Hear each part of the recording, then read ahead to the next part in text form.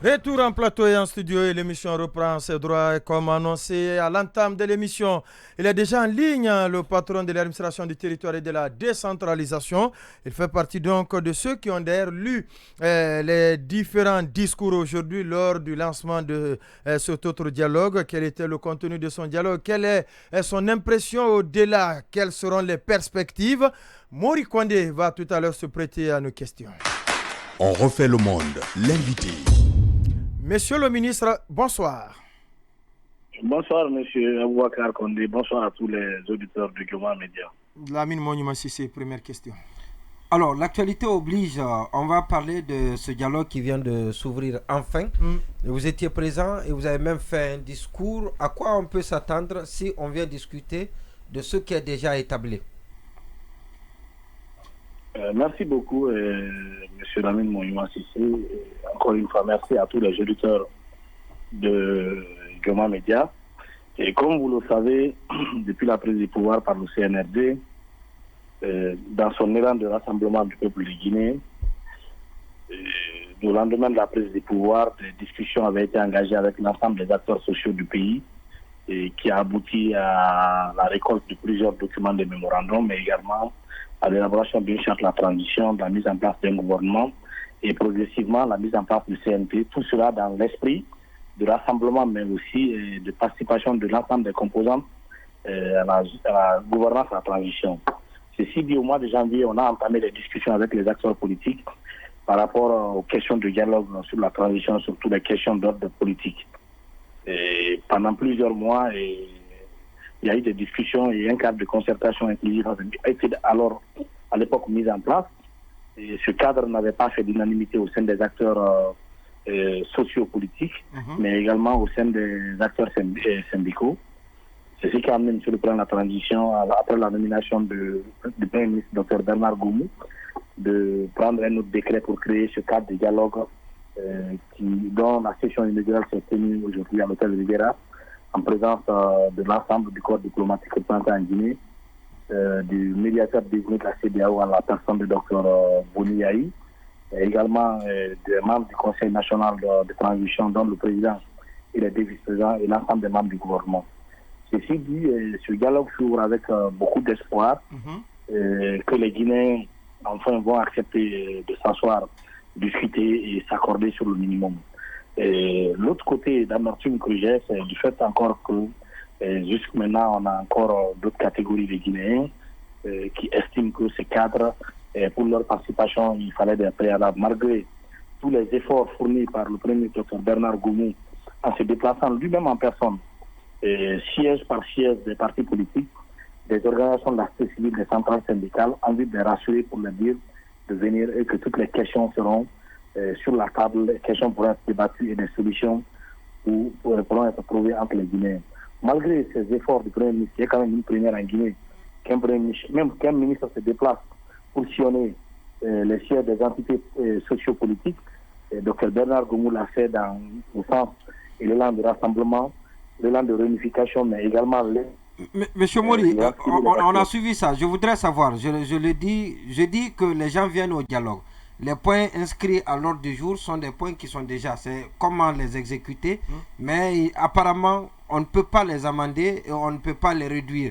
Et parce que, comme vous l'avez rappelé aujourd'hui, ce sont les 13 points inscrits dans le programme de la transition. Oui, c'est pourquoi d'ailleurs, dans ma communication, j'ai commencé par intervenir effectivement sur ces 13 points. J'ai commencé par les 10 points inscrits dans l'agenda de la transition et j'ai expliqué point par point dans quel contexte, quelles sont les raisons qui ont amené le gouvernement à inscrire comme priorité pour la transition. Les 3 autres points en ce qui concerne l'exercice des droits et libertés publiques par les acteurs. Et je fais une précision ici parce que j'ai l'impression qu'il y a beaucoup d'amalgame sur la question dans le pays. C'est par rapport aux interdictions de manifester. Le gouvernement et le CNRD n'ont jamais interdit des manifestations, mais plutôt les manifestations sur la voie publique. Lorsque vous prenez le communiqué du CNRD, le communiqué du CNRD, oui. Le communiqué numéro 12, c'est clairement dit que les manifestations sur la voie publique de nature à compromettre la quiétude sociale et l'exécution correcte des activités contenues dans le programme sont interdites pour l'instant. Mais cependant, il est permis à tous les acteurs sociopolitiques de circonscrire toutes les manifestations au siège de leur formation politique. Et je pense que chaque samedi et chaque dimanche, nous observons quand même ces acteurs sociopolitiques dans leur activité au niveau de leur siège. Donc, encore une fois, cette précision est importante. Les manifestations ne sont pas interdites en Guinée, mais c'est plutôt l'occupation illégale de la voie publique dans un pays où nous n'avons pas beaucoup de routes. Le minimum que nous avons, si ça doit être utilisé régulièrement pour les manifestations, les citoyens ne pourront pas vaquer à l'occupation. Oui, mais même si on restait, monsieur le ministre, sur ça, je sais qu'il y a assez de juristes. Oui, mais c'est comme c'est sur ce volet, vous n'êtes pas qu'on avance. Vous notez, après, le 12e point, que les acteurs politiques, lors des tournées de M. le Premier ministre, Dr Bernard Goumou, qu'ils ont sollicité d'inscrire dans les discussions, c'est l'exercice des libertés politiques en lien avec le judiciaire. Cela également, dans ma communication aujourd'hui dans la salle, nous avons rappelé que ce sont ces mêmes acteurs politiques au lendemain de la prise du pouvoir par l'armée qui ont sollicité qu'on ait une justice indépendante, une justice qui ne soit pas aux ordres des exécutifs. Donc aujourd'hui, nous voyons très mal que ce soit encore ces mêmes acteurs politiques qui sollicitent que l'exécutif puisse se mêler des dossiers judiciaires. Cependant, nous avons rassuré les acteurs politiques qui ont des démêlés judiciaires peuvent continuer à travers leurs avocats les discussions avec la justice, mais laisser leurs partis politiques participer à la définition des questions essentielles de la transition, à savoir les actions contenues dans le chronogramme de la transition. Aujourd'hui, c'était la session inaugurale. Il y aura 13 groupes thématiques sur l'ensemble des points. Les acteurs vont se retrouver, ils vont discuter sur les conditions et les modalités d'exécution de chaque point, faire des propositions et un comité de suivi des recommandations issues de ce dialogue sur la mise en place, à côté de M. le Premier ministre, pour suivre au jour le jour la mise en œuvre de ces recommandations. D'accord, oui. Alors, monsieur le ministre, pour revenir un peu sur ce dernier passage, réduire justement ou ramener la manifestation au niveau des QG, les circonscrire justement au niveau des QG des formations politiques, en soi est déjà une restriction des libertés, monsieur le ministre. Et pour revenir aussi au point inscrit à l'ordre du jour, pourquoi le chronogramme ne fait pas partie justement des thématiques à débattre? Le délai. Je pense que lorsqu'on est journaliste, on se doit aussi l'obligation d'aller à la source de l'information. Les points du chronogramme sont effectivement bel et bien les points inscrits à l'ordre du jour des discussions. La durée en fait. S'il vous plaît. C'est pourquoi d'ailleurs j'ai dit que ces 13 points qui sont inscrits, c'est les acteurs qui vont discuter. Et ces 10 points du chronogramme que le gouvernement avait proposé avec 36 mois, la CEDEAO a envoyé des experts techniques avec lesquels nous avons travaillé, qui ont évalué les sous-activités contenues pour chaque point. Et c'est l'ensemble de ces points, après avoir analysé techniquement les délais de mise en œuvre possible, tout ce qui peut être fait, ce qui a amené à 24 mois. Maintenant, moi je l'ai dit en tant que conseiller du gouvernement sur la question, nous sommes ouverts à toutes les discussions possibles de toutes les expertises qui estiment que pour tel autre point, contrairement à ce qui a été alloué comme délai, un autre délai est possible, on est ouvert à toutes les discussions. Donc il y a la flexibilité, rien n'est figé. C'est pourquoi d'ailleurs le président Dr Bernard Goumou a dit clairement qu'il n'y a pas de tabou dans ce dialogue. Tout sera débattu, tout sera mis sur la table. Ce que nous voulons, que les Guinéens puissent s'approprier de ce que nous avons proposé. Nous ne disons pas forcément que là où le ministère de l'administration du territoire et de la décentralisation a recommandé que ça soit exécuté en 20 mois ou en 16 mois, que ça doit être figé. Si une entité ou une formation politique estime qu'elle est exécutable en 3 mois, en 4 mois, nous avons besoin de l'expertise de tous les Guinéens afin de permettre au peuple des Guinéens d'un retour normal à l'ordre constitutionnel et à travers des élections organisées de façon libre, transparente, crédible et acceptée de tous. Oui. Alors, 2 questions si vous permettez en même temps. La première question est en lien avec le point 12. Je crois que c'est l'exercice des libertés politiques en lien avec le judiciaire. Est-ce que avec le discours que vous n'avez pas déjà tranché la question alors que c'est une question inscrite parmi les thèmes? Quand vous dites que vous leur avez dit que la justice est indépendante, la justice doit suivre son cours normal, est-ce que ce n'est pas anticipé sur les résultats, les conclusions du dialogue qui commence déjà? Et la deuxième chose, sur le chronogramme, est-ce que, sur la base de ce que vous venez de dire, est-ce à dire que les conclusions de ce dialogue-là peuvent remettre en cause l'accord qui a été déjà obtenu entre les experts guinéens et la CEDEAO? Et ça, au-delà de la durée, mais aussi sur le contenu. Est-ce que, par exemple, on peut soustraire une des actions qui étaient déjà préconisées? Bon, je pense que c'est prématuré d'aller vers des conclusions pour un dialogue qui n'a pas encore commencé. Donc, pour moi, cette question mérite pour le moment d'être gardée en attendant la fin du processus de dialogue pour répondre à cette question. Pour moi, en attendant, en tant que ministre de la décentralisation, c'est prématuré de me prononcer sur les conclusions du dialogue dont la session inaugurale s'est tenue aujourd'hui. Alors, oui, sur la première question. Oui, sur la première question, la question liée au point 12, l'exercice des activités politiques en lien avec le judiciaire.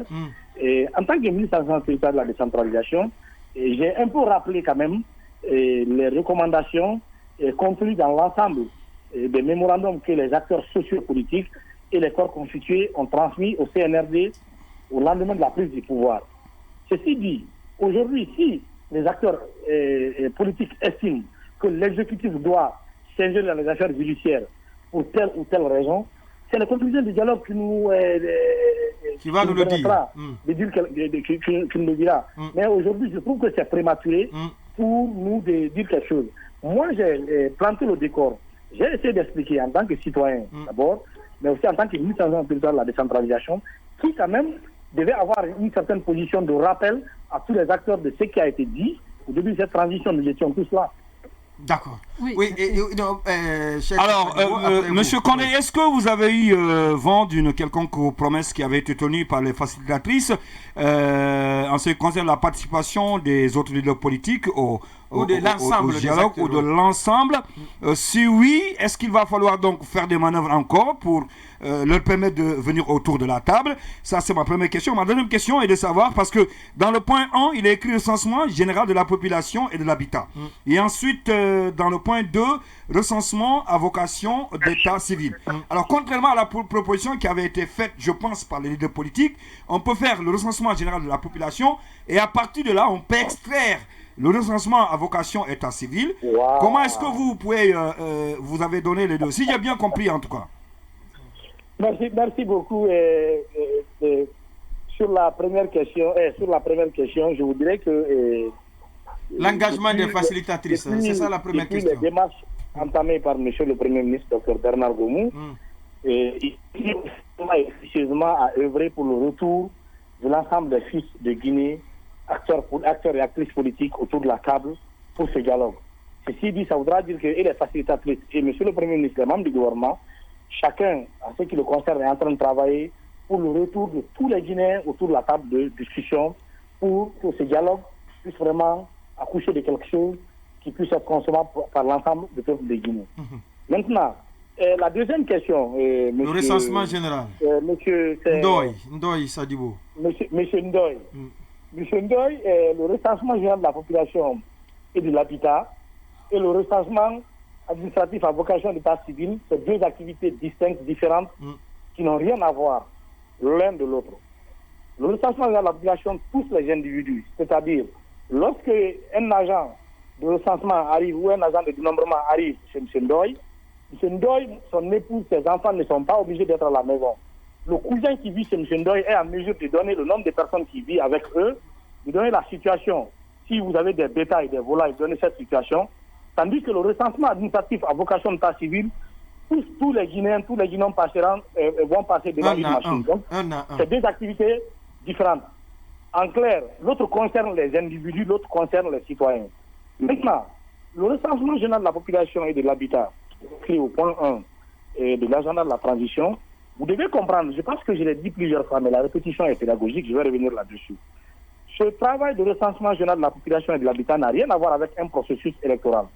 C'est un programme permanent auquel tous les pays du monde entier, membres, tous les pays du monde entier qui sont membres des Nations Unies pour la population, UNFPA, et du programme des Nations Unies pour le développement PNUD ont souscrit. Chaque 10 ans, ce programme est exécuté dans tous les pays du monde. Le dernier en Guinée a été exécuté en 2014, le prochain doit être exécuté en 2024. Le recensement général de la population et de l'habitat, en clair, c'est 21 jours. C'est du 1er octobre au 21 octobre 2024. Mais comme c'est un programme dans lequel il y a plusieurs autres activités qui doivent être initialement réalisées, c'est pourquoi nous avons, avec le ministre de l'économie, des finances et du plan, travaillé sur l'ensemble des documents et soumettre un peu le programme de la transition, le décret pour ce programme de recensement. Mais je précise que quelle que soit la personne qui serait président en Guinée, entre le mois de février 2022 et le mois de juin et juillet 2022, cette personne avait l'obligation de prendre ce décret de création du programme de recensement général de l'habitat, de la population et de l'habitat. Maintenant, l'inscrire dans l'agenda de la transition, cela, il va de la priorité que nous accordons. Parce qu'aujourd'hui, ce que nous devons comprendre, la situation que nous vivons aujourd'hui de transition en Guinée est la résultante de plusieurs crises, de plusieurs insatisfactions des populations vis-à-vis des gouvernants qu'ils ont été dans ce pays et des gouvernants que nous sommes aujourd'hui.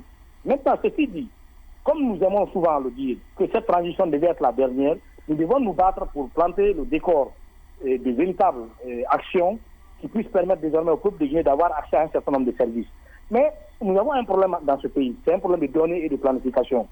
C'est ce recensement qui nous permettra d'avoir des données de planification. Aujourd'hui, lorsque, quel que soit le partenaire, la Banque mondiale ou le FMI demande à la Guinée, j'ai de l'argent pour faire spécifiquement telle activité, pour avoir les données, on est obligé chaque fois de débourser des milliards pour aller faire des études ou des enquêtes thématiques sur la question pour avoir des données envoyées. C'est parce que nous n'avons pas eu un système de planification, un système de données statistiques fiable. Ce recensement de la population et de l'habitat nous permettra de produire 18 rapports. Ces 18 rapports nous permettra d'avoir des questions sur l'agriculture, sur l'élevage, sur la démographie, sur les questions culturelles, sociologiques, et ainsi de suite. Aujourd'hui, je vous donne un exemple tout bête. Vous avez aujourd'hui une préfecture en Guinée qui s'appelle Dubreka. Dubreka dispose d'un hôpital préfectoral et de 8 centres de santé. Vous avez en Guinée, dans la région de Zéréko, la préfecture de Beila, une sous-préfecture qui s'appelle Senko. Senko a une population qui fait 2 fois la préfecture de Dubreka. Mais Senko ne dispose que d'un seul centre de santé, d'une seule ambulance. Dubreka dispose de 12 ambulances. Pour une population de moins du double de Senko, ils ont 12 ambulances. Ils ont un hôpital préfectoral, ils ont 8 centres de santé. Pour une population qui fait le double de Dubreka à 5 ans, ils n'ont qu'une seule ambulance. Conséquence, les populations de Dubreka sont bien servies en termes de fourniture des soins de santé. Les populations de 5 ans sont mal servies. Maintenant, c'est ce recensement de la population et de l'habitat qui nous permettra de reconsidérer notre redécoupage administratif dans le pays et de voir la possibilité d'aligner désormais les données démographiques dont dispose notre pays sur le redécoupage afin d'améliorer la fourniture des services sociaux de base, notamment les questions de santé, d'éducation, d'accès à l'eau, hygiène, assainissement. D'accord, oui, Massouma. Oui. Il a pour la dernière question. Oui. Alors, monsieur le ministre, à vous entendre et en se référant à la mention des 3 coalitions absentes aujourd'hui, on se rend compte en fait, une fois de plus, de la nécessité de leur participation à ce dialogue-là pour sa réussite. Comment comptez-vous vous y prendre pour les faire venir à la table, parce qu'il n'est pas encore trop tard, sachant qu'aujourd'hui, c'était déjà la session inaugurale? Tous les Guinéens sont nécessaires à être autour de cette table. C'est d'abord ce que je vais vous dire. Et comme je l'ai dit tout à l'heure dans la réponse que j'ai donnée à M. Ndoye, nous sommes en train de travailler, comme je le disais, officiellement et officieusement, à amener tous les Guinéens autour de la table de dialogue afin que les conclusions qu'accoucheront ce dialogue puissent être des conclusions exécutables pour l'intérêt de tous les Guinéens et acceptées de tous les Guinéens. Un travail est en cours, le travail va se poursuivre, nous allons continuer. Monsieur le Premier ministre, Dr Bernard Goumou, travaille nuit et jour pour ramener tous les acteurs autour de la table afin qu'on puisse, pour une fois, s'entendre sur le minimum et aller désormais vers des actions concrètes pour un retour à l'ordre constitutionnel normal. Et si ce travail n'aboutit pas, est-ce que quand même ce dialogue-là va continuer? Moi, je suis ministre de l'administration du territoire, je suis optimiste que ça va aboutir. On espère bien. Oui, monsieur le ministre, là, on a aussi vu qu'il y a une réquisition des forces armées au niveau de Mandiana et Sigiri. Si vous pouvez nous expliquer qu'est-ce qui a motivé cette réquisition et quel est l'état actuel de la situation. Oui, en fait, comme vous le savez, les semaines dernières, j'étais dans la région de Fincan. J'ai fait le tour un peu des préfectures de la région. Et lors de ma tournée, j'ai constaté que dans cette partie du pays, une recrudescence de l'exploitation minière sauvage qui cause des dégâts catastrophiques à notre écosystème. Mais également ces pratiques, et vous vous rendez compte que ces personnes n'ont aucune reconnaissance légale, ils n'ont aucun document. Donc chacun se dote d'une machine Pochrane. Ils viennent dans les localités Et puis, parfois même dans les centres-villes de Sigiri et de Mandiana, les lieux publics ne sont pas épargnés. Maintenant, comme le législateur guinéen a été très intelligent en 2015 en votant la loi sur le maintien d'ordre, dont les articles 28, 29 et suivants de cette loi permet au ministre de l'administration du territoire et de la décentralisation qui assure la gouvernance territoriale de pouvoir demander aux forces publiques de venir en aide aux policiers et aux gendarmes. C'est ce pouvoir que moi j'ai essayé de mettre en œuvre en demandant d'abord lors de mon séjour à la police et à la gendarmerie d'aller sur le terrain pour aller déguerpir. Mais lorsque j'ai constaté que la police et la gendarmerie n'avaient pas toute la capacité nécessaire, tous les moyens qu'il fallait pour pouvoir enrayer cette situation, c'est ce qui m'a amené en début de semaine à prendre une réquisition pour demander le concours de l'armée pour prêter main forte à ces forces de police et de gendarmerie pour mettre hors d'état de nuire tous ces exploitants illégaux dans les préfectures de Sigiri et de Mandiana. D'accord. Et aujourd'hui, est-ce que le travail se fait convenablement, conformément au contenu de la réquisition? Est-ce que vous avez un moyen de contrôle dessus pour ne pas aussi qu'il y ait des gens par le passé, on a pris beaucoup de décisions qui n'ont pas marché. Hein. Allez-y. Sinon, c'est une problématique qui est très sérieuse et qui est... Bon, comme je vous dis... Qui impacte négativement les deux localités. Oui, ce qui s'est passé antérieurement, je ne suis pas informé de ça parce que je n'étais pas là. En ce qui concerne l'opération qui a... Vous n'étiez pas en Guinée? Bon, même si c'est en Guinée, mais comme c'est un domaine... vous n'étiez pas aux affaires, c'est ce qu'il veut dire certainement. Allez-y. C'est un domaine, dans lequel je ne travaillais pas, donc je m'y connaissais pas trop et là je ne peux pas dire comment ça s'est passé. Mais aujourd'hui, je puis vous dire clairement que la réquisition que nous avons fait à l'armée de prêter main forte à la police et à la gendarmerie se passe très bien. Et vous avez au niveau de chaque unité d'intervention dans ces deux préfectures des officiers de police judiciaire, la gendarmerie qui accompagnent et qui encadrent ce travail pour éviter tout abus dans l'exercice de la mise en œuvre de cette réquisition. Je puis vous rassurer que les forces de défense et de sécurité déployées à cet effet ont bénéficié de briefings de la part de leurs autorités respectives, mais également de la part des autorités administratives afin que l'opération puisse être conduite avec à la clé le respect des droits des personnes concernées. D'accord, oui. La toute dernière question. Merci bien. Alors, on nous a informé, notre envoyé spécial, notre journaliste reporter qui est présent au dialogue, nous dit que le médiateur dans son discours a fait une boutade, a fait une réplique aux facilitatrices. Une remarque. Une remarque alors, je dis comme vous voulez. A fait une remarque aux facilitatrices en leur disant que ces facilitatrices lui avaient promis que tous les acteurs politiques seraient dans la salle. Est-ce qu'ils n'étaient pas informés à l'avance que le trio ne serait pas là, les alliances, les partis politiques que nous connaissons qui ne sont pas dans la salle? Et qu'est-ce qui va se passer? Est-ce que c'est un agacement de la part du médiateur? Bon, peut-être que je n'étais pas dans la même salle que votre envoyé spécial.